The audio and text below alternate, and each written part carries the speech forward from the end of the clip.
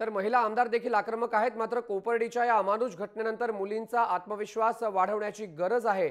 तसंच घरातून मुलींना स्त्रियांना आदर करण्याचे संस्कार दिले पाहिजेत असं आमदार प्रणिती शिंदे यांनी म्हटलंय।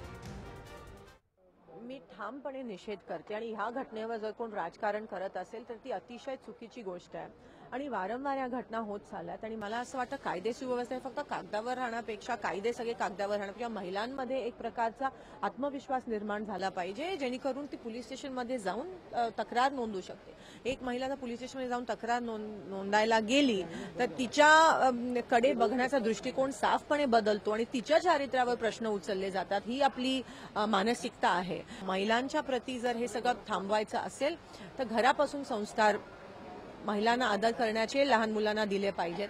खरं तर आज आपण घरी पण बघतो की मुलगा मुलगी असं तेव्हा मुलाला जास्त प्राधान्य दिलं जातं, त्याला पहिले जेवण वाढलं जातं। जोपर्यंत हे थांबत नाही आणि शाळेपासून याची सुरुवात झाली पाहिजे तोपर्यंत मला असं जोपर्यंत मानसिकतेत बदल होत नाही तोपर्यंत हे थांबू शकणार नाही।